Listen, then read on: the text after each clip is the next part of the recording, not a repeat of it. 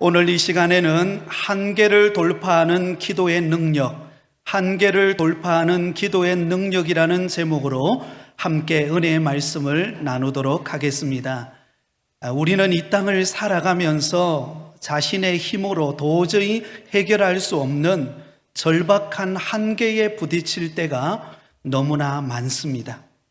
때로는 지식의 한계에 부딪히기도 하고, 때로는 물질의 한계에 부딪히기도 하고, 때로는 건강의 한계에 부딪히며 살아가기도 합니다. 어쩌면 이 세상을 살아가는 우리 모든 사람들에게 있어서 항상 어떤 한계에 부딪히며 갈등하며 살아가는 존재라고 말할 수 있을 것입니다. 그렇다면 이처럼 우리가 살아가면서 절박한 한계에 부딪힐 때 우리는 어떻게 그 문제를 풀어갈 수 있을까요? 오늘 우리가 읽었던 본문의 말씀에 보면 절박한 한계에 부딪혔던 한 인물을 우리에게 소개하고 있습니다. 그가 누구죠? 히스기야 왕입니다. 여러분, 그에게 찾아온 절박한 한계가 무엇입니까? 바로 병들어 죽게 되었다는 것입니다. 그것도 여러분, 하나님께서 직접 아모스의 아들 이사야 선지자를 히스기야 왕에게 보내어서 이렇게 말합니다. 너는 짐을 정리하라. 내가 죽고 살지 못할 것이다. 인생의 생사화복을 주관하시고 모든 만병의 치료자가 되시는 하나님께서 히스기야 왕에게 내린 진단의 결과가 무엇입니까? 이제는 끝났다는 것입니다. 너의 짐을 정리하고 이제 죽음을 준비하라는 것입니다. 그러니 여러분, 히스기야 왕에게 여러분 희망의 끈이 다 사라져버린 이런 절망적인 그런 청천벽력과 같은 그런 소식을 여러분 히스기야 왕은 듣게 되었다는 것입니다. 사실 그동안 이 히스기야 왕은 이 일이 있기 전에 그는 단 한 번도 죽음에 대하여 생각해 본 적이 없습니다. 그런데 막상 중한 병이 들고 이제는 죽게 되었다라고 하는 통보를 받았을 때 아마 히스기야 왕 앞에는 눈앞이 캄캄하고 가슴이 철렁 내려앉고 다리에는 다 힘이 풀려서 어찌해야 될지 모르는 그런 절망적인 상황이었을 것입니다. 여러분, 우리가 살아가다 보면 누군가로부터 또 어디서부터 소식을 들을 때가 있습니다. 누군가로부터 전화가 왔는데 그 전화의 소식이 때로는 내 가슴을 철렁 바닥에 내려앉게 만드는 그런 소식을 들을 때가 있습니다. 그러면 어떻게 이런 일이? 저도 지난 한 주간을 보내면서 여러 성도님들의 어려움 전화를 받았습니다. 그러니 그 전화를 받았던 그 성도님도 얼마나 마음이 철렁 내려앉았겠습니까? 그 전화를 받는 목회자인 저의 마음이 철렁 내려앉는다면 직접 당사자들은 얼마나 힘들고 어려웠겠습니까? 여러분, 안타까운 일이 아니죠. 그런데 이쯤 되면 우리 마음속에 드는 의문 하나가 있습니다. 그것은 히스기야 왕이 뭘 잘못했기에 이런 일이 일어났지? 라는 의문입니다. 사랑하는 여러분, 지금 병들어 죽게 된 히스기야 왕은 어떤 왕이었을까요? 여러분, 이 히스기야 왕은 악한 왕이 아니었습니다. 하나님이 보실 때에 너무나 선하고 신앙적으로 훌륭한 왕이었습니다. 히스기야 왕은 그의 나이 25세 때에 왕이 되었습니다. 남유다 제13대 왕이 되었습니다. 그리고 그가 왕이 된 이후에 남유다를 다스리는데 29년이라는 세월 동안 나라를 통치하게 됩니다. 그런데 오늘 본문에 이 히스기야 왕이 병들어 죽게 되어진 이 시기는 대략 그가 왕이 되은 지 14년째 되는 해였습니다. 그러니까 그의 나이가 39살이었습니다. 여러분, 39살의 나이에 한창 나라를 다스리고 나라를 부강하게 만들고 뭔가 선한 일을 할 수 있는 바로 그때에 그는 죽을 병에 들게 되었다는 것입니다. 그리고 놀라운 사실은 이 히스기야 왕은 왕이 되자마자 그가 했던 일이 무엇일까요? 그가 왕이 되자마자 그의 아버지 아하스 왕이 섬겼던 우상들을 단호하게 없애기 시작합니다. 사실 여러분, 아무리 왕이라 하더라도 아버지가 했던 일을 하루아침에 바꾼다는 게 여러분 쉬운 일입니까? 그 쉽지가 않습니다. 그런데 여러분, 히스기야 왕은 단호했습니다. 하나님께서 기뻐하시지 않는 일을 그대로 내버려 둘 수가 없었습니다. 그래서 우상들을 척결하고 불태워 버렸습니다. 그것으로 끝나지 않고 더럽혀진 성전을 깨끗하게 정화할 뿐만 아니라 율법의 규정에 따라서 성전을 복구시킵니다. 심지어 유월절을 지키기 위해 그가 다스리는 남유다 땅뿐만 아니라 북이스라엘 백성들까지 그곳에 와서 참석해서 하나님 앞에 유월절을 지킬 수 있도록 허용을 했습니다. 그렇게 하는 이유는 흩어진 백성들의 마음을 하나님 중심 신앙으로 바꾸어 놓기 위함이었습니다. 그래서 여러분, 성경은 이러한 히스기야 왕에 대하여서 다윗 왕과 같은 그런 평가를 내립니다. 역대하 29장 2절에 히스기야가 그의 조상 다윗의 모든 행실과 같이 여호와 보시기에 정직하게 행하여.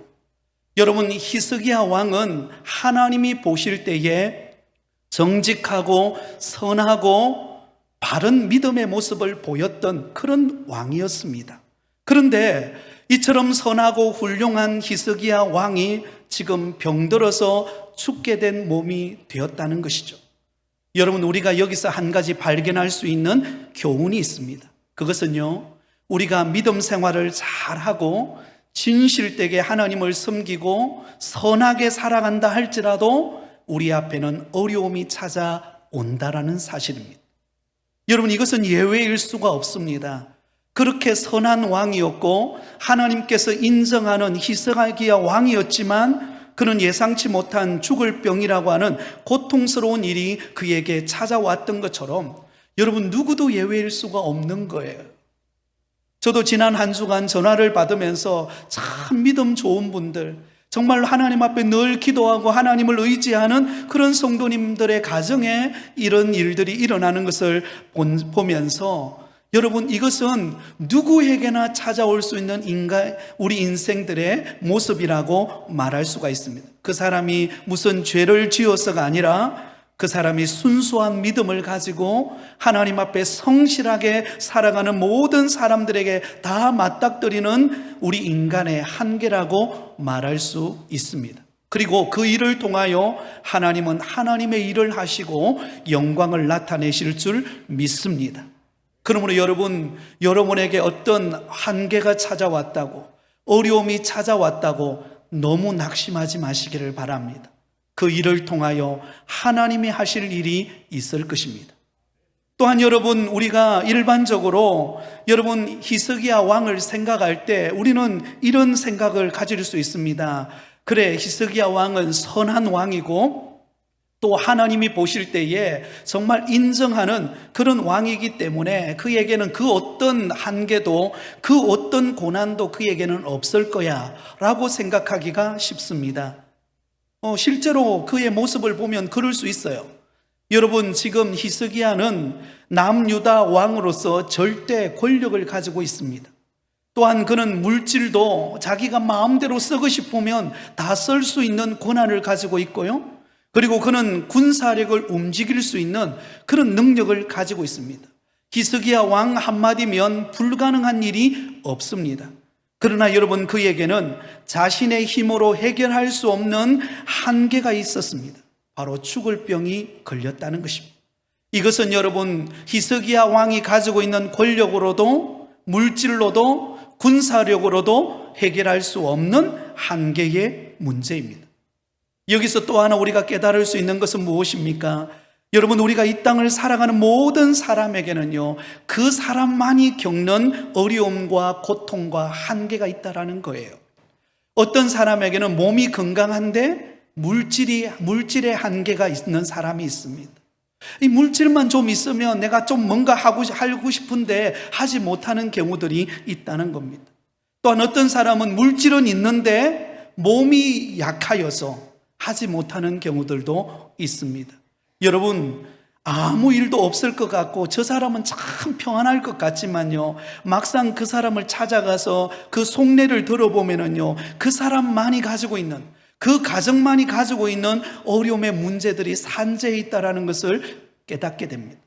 저는 많은 가정들을 신방하기 때문에 그것을 누구보다도 절실하게 잘 알고 있습니다. 그래서 어떤 집사님의 집에 신방을 갈 때, 아이고, 저 집사님은 뭐 여러 가지 여건적으로 보나, 또 환경적으로 보나, 뭐 자녀를 보나, 뭐 아무 문제가 없을 것 같아. 그런데 만나서 신방을 하고 기도 제목을 나누다 보면은요, 그 집사님이 가지고 있는 구구절절한, 이전에 정말 알지 못한 그 가슴 아픈 이야기들을 여러분 이야기하면서 기도 제목으로 삼는 것을 보게 됩니다. 여러분, 기억하시기 바랍니다. 우리는 모두는요, 우리만의, 여러분 가정만의 한계와 아픔과 시련을 안고 있다라는 사실입니다. 그런데 문제는 무엇입니까? 그런 한계에 부딪힐 때 우리가 어떻게 믿음으로 대처하는가가 중요한 것입니다. 우리가 어떻게 믿음으로 대처하느냐에 따라서 우리는 그 한계를 돌파할 수 있고, 아니면 그 한계 앞에 주저앉을 수 있다는 것입니다. 오늘 이 시간 예배드리는 우리 모든 성도님들은 오늘 우리가 믿음으로 대처하는 모습을 통하여 한계를 돌파하고 승리하는 믿음의 삶이 되시기를 예수님의 이름으로 축원드립니다. 자, 그러면 여러분, 우리 모두가 안고 있는, 여러분 우리 모든 가정들, 모든 사람이 안고 있는 나만의 그 한계에 부딪힐 때 우리는 어떻게 그 문제를 풀어가야 할까요? 그것은 불가능이 없으신 하나님 앞에 나와 기도해야 한다라는 것입니다. 우리의 인생의 절박한 한계의 문제를 안고 하나님 앞으로 나와서 기도함으로 그 문제를 풀어가는 성도가 되시기를 바랍니다. 여러분, 히스기야 왕은 이제 더 이상 살 수 없다라고 하는, 이제는 그의 죽음이 그의 앞에 드리워지는 바로 그 순간에 그 말씀을 들었을 때 그가 했던 행동이 무엇입니까? 우리 다 함께 2절 말씀을 같이 읽겠습니다. 2절입니다. 히스기야가 낯을 벽으로 향하고 여호와께 기도하여 이르되. 여러분, 히스기야 왕은 이사야 선지자를 통하여서 죽을 병이 들어서 이제는 짐을 정리하고 죽음을 준비하라고 그렇게 하나님께서 말씀하셨습니다. 그 말씀을 들었을 때 여러분, 히스기야 왕은 절망할 수도 있고 낙심할 수도 있습니다. 아니면 원망을 퍼부을 수도 있습니다. 하나님, 저를 어떻게 이런 고통 가운데 저를 두십니까? 그래도 제가 하나님 앞에 뭐 잘못한 게 뭐가 있습니까? 제가 이렇게 죽을 병이 들 만큼 그렇게 내가 하나님 앞에 뭐 잘못한 것 있습니까? 도저히 이해가 안 됩니다 라고 하면서 하나님 앞에 원망을 쏟아놓을 수 있을 것입니다. 그러나 여러분, 히스기야 왕은 오늘 본문에 보면 절망과 낙심을 선택하지 않고 그는 기도를 선택합니다. 사랑하는 여러분, 우리 앞에 인생의 한계가 맞닥뜨려졌을 때 그때 우리는 두 가지 선택의 길이 있습니다. 하나는 절망과 낙심을 선택하는 길이 있고, 또 다른 하나는 기도를 선택하는 길이 있습니다. 여러분, 절망과 낙심을 선택하면 지금은 내 마음에 그 쌓인 감정들을 풀어낼 수 있겠지만, 그러나 그 문제를 해결할 수는 없습니다. 그러나 여러분, 기도를 선택하고 하나님 앞에 기도의 자리로 나아갈 때 하나님께서 여러분에게 은혜를 베푸시는 것을 경험할 줄 믿습니다. 하나님을 믿는 성도들이 한계에 부딪힐 때, 고난이 다가오고 환난의 바람이 불고 내 힘으로는 도저히 해결할 수 없을 때, 그때 우리는 절망하고 낙심하고 염려하는 것이 아니라 기도하는 믿음의 성도가 되시기를 바랍니다. 그래서 여러분, 성경은 끊임없이 한계에 부딪히는 우리 성도들에게 기도할 것을 말씀하고 있습니다. 빌립보서 4장 6절과 7절에 우리가 잘 아는 말씀이죠. 아무것도 염려하지 말고 오직 모든 일에 기도와 간구로 너희 구할 것을 감사함으로 하나님께 아뢰라. 그리하면 모든 지각에 뛰어난 하나님의 평강이 그리스도 예수 안에서 너희 마음과 생각을 지키시리라.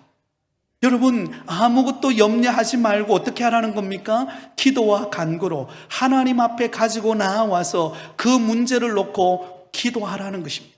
그러면 하나님께서 우리 마음에 평강을 주셔서 우리 마음을 지켜주신다는 겁니다.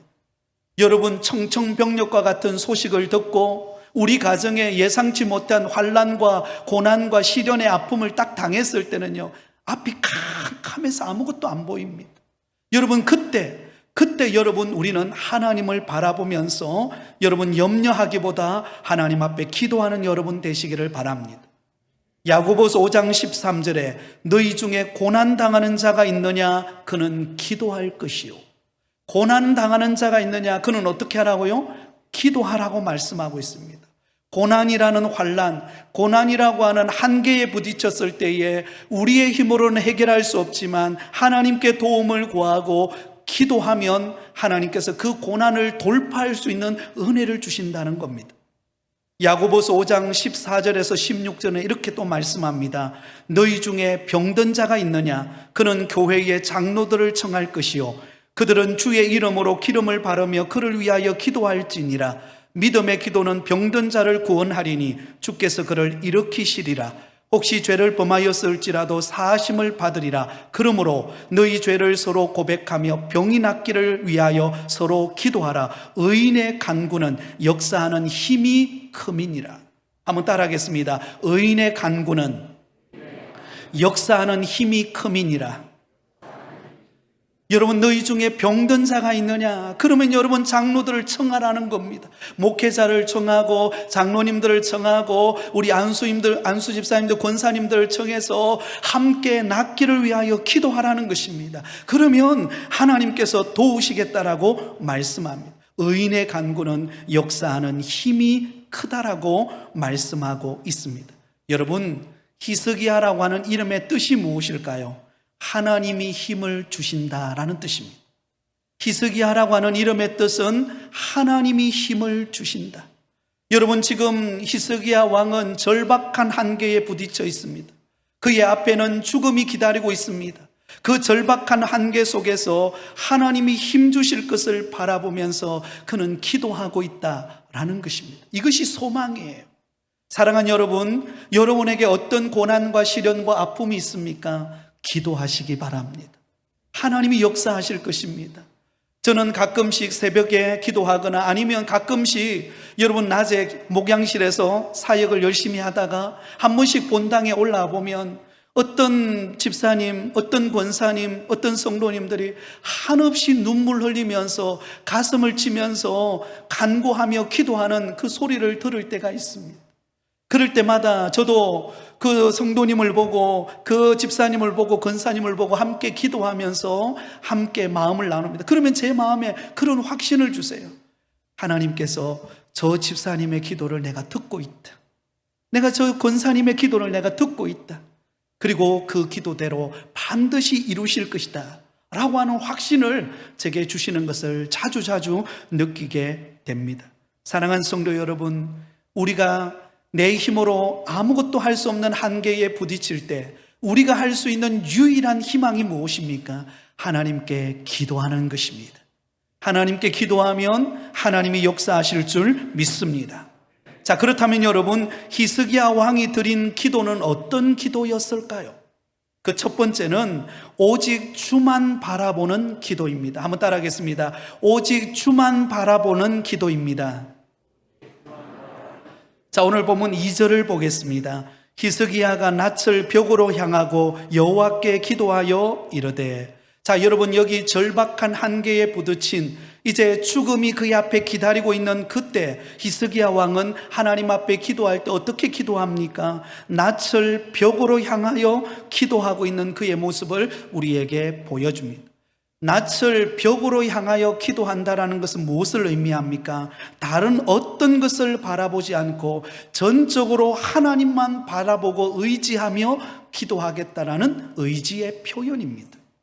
여러분, 한번 상상해 보시기를 바랍니다. 지금 병들어 죽을 병에 걸려서 지금 사경을 헤매고 있는 히스기야 왕의 상태를 한번 상상해 보시기 바랍니다.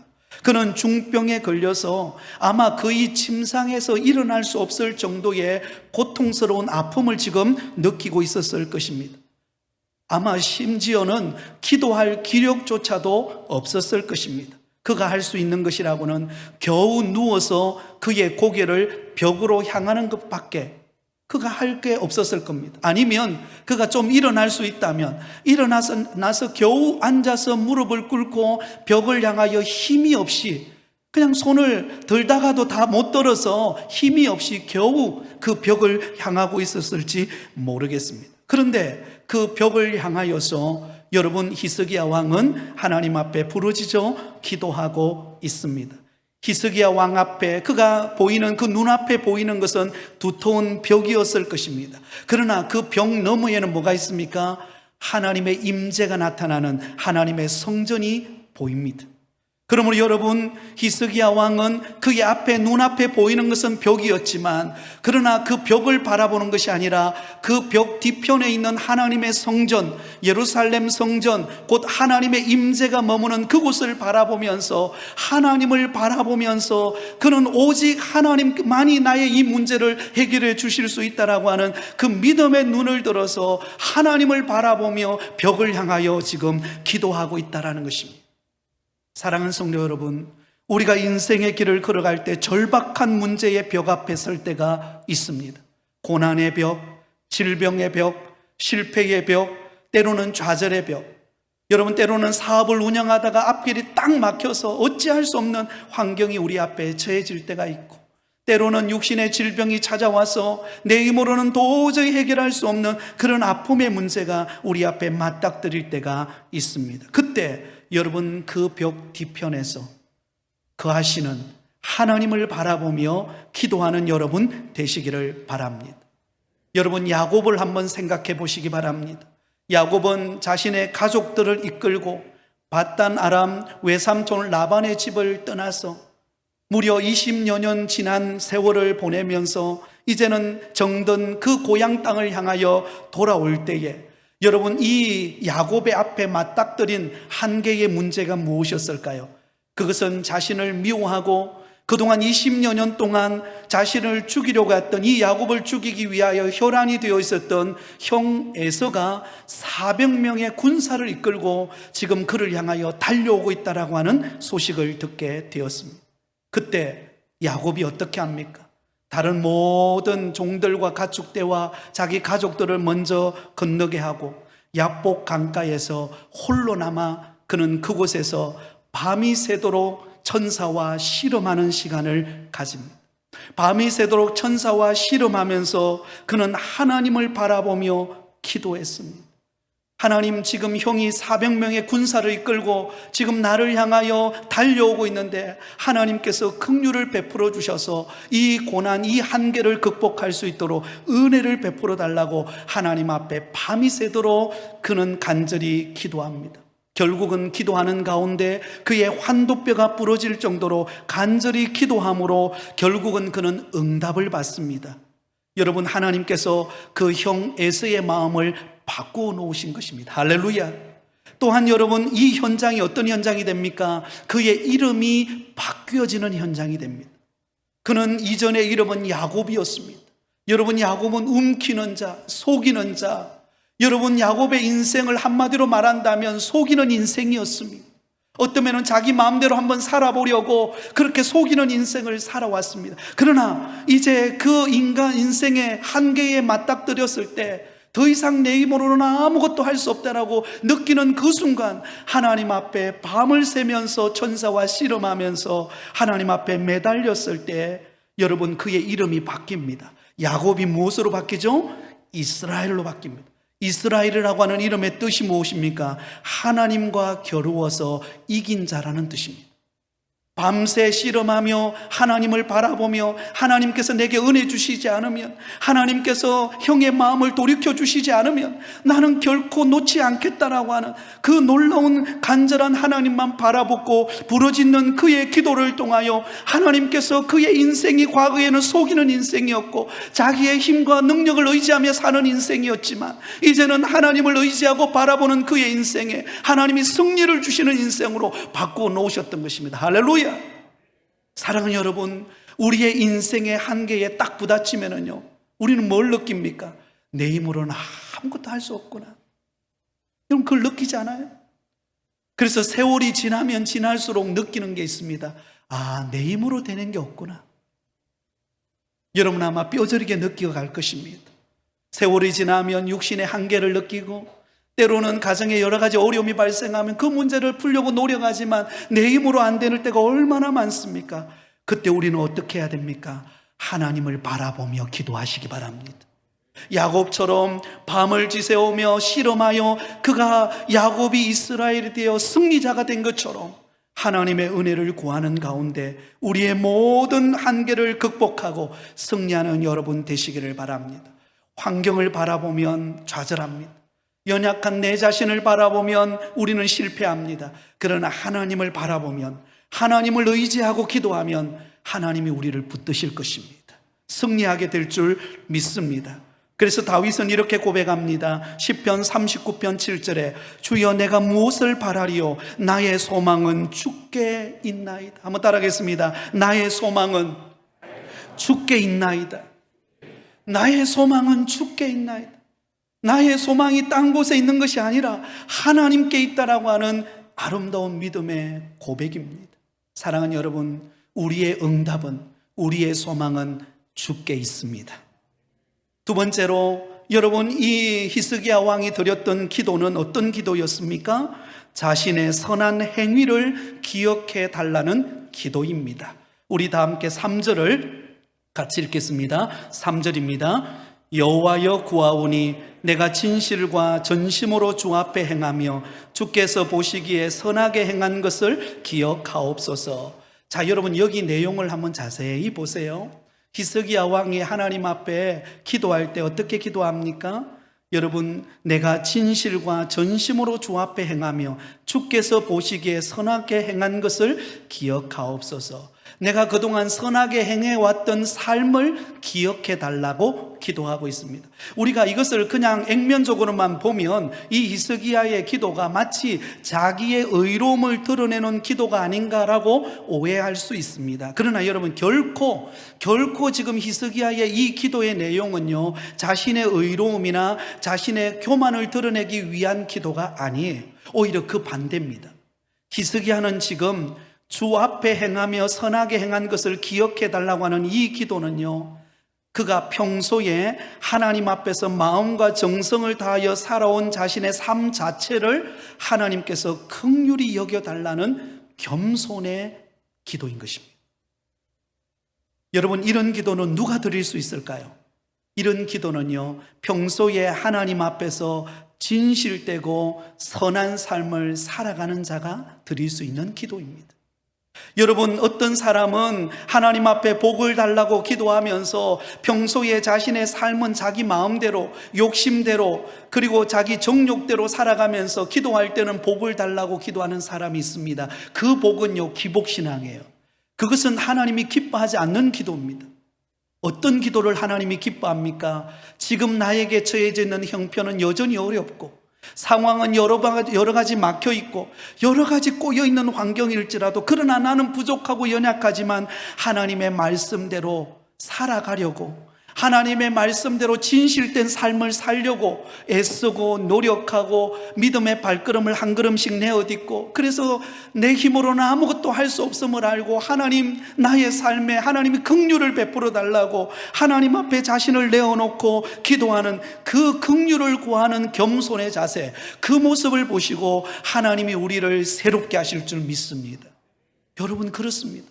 우리가 하나님 앞에 어떻게 완전할 수 있겠습니까? 우리가 하나님 앞에 어떻게 우리의 의로움을 자랑할 수 있겠습니까? 모든 게 은혜인데요. 그러나 여러분, 하나님은 우리의 어떤 면을 보실까요? 부족하고 연약하고 실수가 많지만, 그러나 하나님의 말씀대로 살아보려고, 하나님의 뜻대로 행하려고 기도하고 애를 쓰고 수고하고 긍휼을 구하며 자신의 삶을 주님께 내어드리는 사람, 바로 그 사람의 기도를 하나님은 기뻐하시고 그 겸손한 자를 통하여 하나님이 역사하신다라는 사실을 꼭 믿으실 수 있기를 바랍니다. 그래서 여러분, 우리는 때로는 고난이 당하고 한계에 부딪혔을 때는요, 나의 삶을 점검해 보시기 바랍니다. 하나님, 나의 삶을 돌아보기를 원합니다. 하나님 앞에 다시 한 번 더 믿음으로 일어서기를 원합니다. 하나님, 나를 붙들어 주세요. 하나님, 나와 함께 하여 주세요. 그렇게 긍휼을 구하실 수 있기를 바랍니다. 마지막 세 번째, 여러분, 이 히스기야 왕의 기도의 내용은 어떤 것이었습니까? 심히 통곡하며 드리는 눈물의 기도였습니다. 3절 하반절에 보면 이렇게 말하죠. 히스기야가 심히 통곡하였더라. 심히 뭐 했다고요? 통곡하며 기도했다. 여러분, 지금 히스기야는 자기의 죽음 앞에 머물러 있습니다. 이제 죽음을 준비하고 그의 인생을 정리하고 그리고 왕의 자리에서 내려와야 되는 그런 절박한 환경 속에 놓여 있었습니다. 그때 그는 여러분 하나님 앞에 통곡하며 기도합니다. 여러분, 이 통곡하며 기도한다라는 것은 눈물의 기도는 뭘 의미합니까? 절박함을 의미해요. 간절함을 의미합니다. 여러분, 히스기야 왕은 그 죽음의 그림자 앞에서 그는 절박하게 간절하게 하나님께 도움을 요청하고 있는 것입니다. 하나님, 내 생명 붙들어 달라고. 하나님, 나를 통하여 새 일을 행하여 달라고. 주께서 나를 긍휼히 여겨달라고 간절히 애통하며 부르짖는 그 절박함 속에 하나님께서 역사하시는 것을 볼 수가 있습니다. 여러분, 우리 하나님은 약한 것이 있습니다. 하나님이 약한 것이 있는데요, 그것은 눈물에 약합니다. 여러분, 우리 부모들도 눈물에 약하잖아요. 자녀들이 때를 쓰고 울면 어때요? 안 들어줄 수가 없는 거예요. 들어줄 수밖에 없는 것입니다. 하물며 여러분, 하나님 앞에 눈물로 통곡하며 부르짖는 이 히스기야의 기도를 우리 하나님이 들으시는 것을 볼 수가 있습니다. 여러분, 성경에는요, 많은 눈물의 기도가 있습니다. 여러분, 많은 믿음의 선진들이 눈물의 기도를 통하여 응답받았던 것을 알려주고 있습니다. 자식이 없어 괴로움을 당하던 한나는 성전에 올라와서 한없이 하나님 앞에 눈물 흘리며 탄식하며 하나님 앞에 기도합니다. 여러분, 엘리 제사장이 그 눈물 흘리며 통곡하며 기도하는 그 한나의 모습을 보니까 마치 술 먹고 주정병하는 것처럼 보인 거예요. 그러나 실제로 한나의 기도는요, 술 먹고 주정 부리는 기도가 아니었습니다. 너무나 정말로 애타하면서 하나님께 도움을 구하면서 태의 문을 열어달라고, 하나님께서 우리 가정에 대를 잇는 태의 문을 열어달라고 하나님 앞에 탄식하면서 눈물로 기도했습니다. 하나님이 그런 기도를 들어주신 줄 믿습니다. 여러분, 우리가 알고 있는 다윗은 사울 왕에게 쫓기는 신세가 되었을 때 다윗은 여러분 눈물이 음식이 되었다라고 말합니다. 시편 56편 8절에 나의 유리함을 주께서 계수하셨사오니 나의 눈물을 주의 병에 담으소서. 이것이 주의 책에 기록되지 아니하였나이다. 나의 눈물을 주의 병에 담아달라고 말합니다. 쫓기는 신세, 도망자의 신세가 되었을 때 그는 여러분 수도 없는 두려움과 고통 가운데서 자신의 힘으로는 도저히 해결할 수 없는 그 상황 속에서 눈물이 주야로 흘러내릴 때 그것을 주의 병에 담아달라고 말할 정도로 그는 탄식하며 기도했습니다. 그때 하나님이 그를 도우시고 승리케 하셨습니다. 우리 예수님도 십자가의 죽음을 앞두시고 겟세마네 동산에 올라가셔서 땀방울이 핏방울이 되기까지 탄식하며 눈물로 하나님 앞에 기도했습니다. 아버지, 할 수만 있다면 이 잔을 내게서 옮겨 주옵소서. 그러나 나의 원대로 되지 말고 아버지의 뜻대로 되기를 원합니다. 여러분, 그 기도가 쉬운 기도였을까요? 그 고난의 잔 앞에서 누구나 인간의 몸을 입으신 예수님께서, 인성을 가지신 예수님께서 정말로 그 고통스러운 십자가 앞에서 그는 탄식하며 울 수밖에 없었습니다. 그러나 하나님의 뜻을 구하였을 때 그 십자가를 묵묵히 감당할 수가 있었던 것입니다. 사랑하는 여러분, 이 눈물의 히스기야의 기도를 통하여 하나님의 응답이 임하는데요, 어떻게 임합니까? 5절 말씀에 보면 이렇게 말합니다. 내가 내 기도를 들었고 내 눈물을 보았노라. 내가 내 기도를 들었고 무엇을 보았다고요? 내 눈물을 보았노라. 사랑하는 여러분, 언제부터인가 여러분의 눈물이 메마르지 않으셨습니까? 주의 은혜를 경험하고 정말로 간절히 매달리고 하나님 앞에 부르짖며 탄식하며 눈물 흘리며 기도했던 그 한없이 하나님 앞에 눈물 흘리면서 하나님의 위로를 받고 은혜를 경험하고 응답을 받았던 때가 언제였습니까? 어느 순간부터인가 우리의 감정이 메말라 버리고 강팍하고 기도를 해도 형식적으로만 기도하고 있는 내 모습은 아닌가를 돌아보시기 바랍니다. 여러분, 우리의 인생의 한계 앞에서 하나님 앞에서 간절히 탄식하며 눈물로 기도하는 여러분 되시기를 바랍니다. 그러면 하나님의 긍휼이 임할 것입니다. 하나님의 도우심의 손길이 함께할 줄 믿습니다. 자, 여러분, 이런 히스기야의 기도를 통하여 어떤 응답이 임합니까? 4절과 5절을 우리 같이 읽겠습니다. 4절과 5절입니다. 시작. 이사야가 성읍 가운데까지도 이르기 전에 여호와의 말씀이 그에게 임하여 이르시되 너는 돌아가서 내 백성의 주권자 히스기야에게 이르기를 왕의 조상 다윗의 하나님 여호와의 말씀이 내가 내 기도를 들었고 내 눈물을 보았노라. 내가 너를 낫게 하리니 네가 3일 만에 여호와의 성전에 올라가겠고. 할렐루야. 여러분, 하나님을 바라보고 자신의 선한 행실을 구하고 하나님 앞에 눈물로 탄식하며 기도할 때에 여러분 즉각적인 응답이 임하는 것을 볼 수가 있습니다. 여기 보면 이사야가 성읍 가운데까지도 이르기 전에, 이 말은 무슨 말입니까? 이사야 선지자가 성읍 가운데 이르기 전이라는 말은요, 그가 왕궁을 벗어나기도 전에 응답이 임했다는 것입니다. 여러분, 이 말씀을 저는 보면 묵상하면서 큰 은혜를 받았습니다.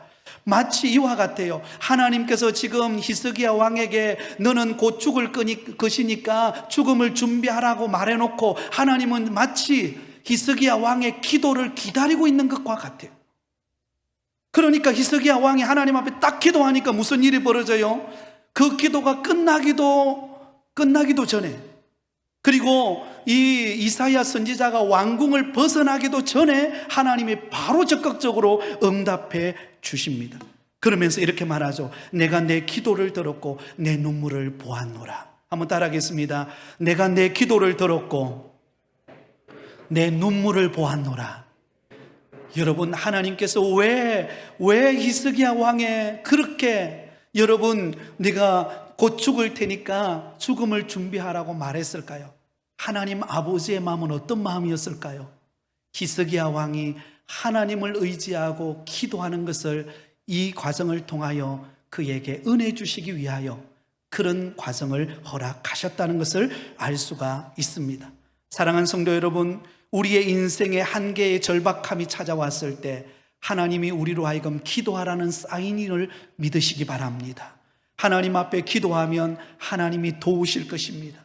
그리고 응답이 임합니다. 마지막 6절과 7절을 같이 읽습니다. 시작. 내가 내 날에 15년을 더할 것이며 내가 너와 이성을 아수르 왕의 손에서 구원하고 내가 나를 위하여 또 내 종 다윗을 위함으로 이성을 보호하리라 하셨다 하라 하셨더라. 이사야가 이르되 무화과 반죽을 가져오라 하매 무리가 가져다가 그 상처에 놓으니 나으니라. 할렐루야. 무슨 일이 벌어집니까? 죽을 것을 명령받았던 그 히스기야 왕이요, 그의 생명이 15년 동안 연장이 됩니다. 그리고 끊임없이 괴롭혀오는 이 아수르 왕의 손에서 이스라엘 민족을 구하실 것을 약속합니다. 덤으로 복을 주시는 것을 볼 수가 있습니다. 그러므로 여러분, 말씀의 결론입니다. 사랑하는 성도 여러분, 우리의 인생의 한계에 맞닥뜨렸을 때, 내 힘으로 아무것도 할 수 없다 할 때 하나님을 의지하고 기도하시기 바랍니다. 그러면 하나님이 우리에게 반드시 응답하실 것입니다. 반드시 여러분에게 새로운 길을 여실 것입니다. 광야의 여러분 사막의 길을, 광야의 새로운 역사를 일으키시는 은혜를 저와 여러분에게 주실 줄 믿습니다. 내일부터 우리는 2주간 동안 교회 부흥과 가족 축복을 위하여 우린 여름 특별 새벽 부흥의 기간을 가집니다. 여러분, 귀한 시간을 한번 내보시기 바랍니다.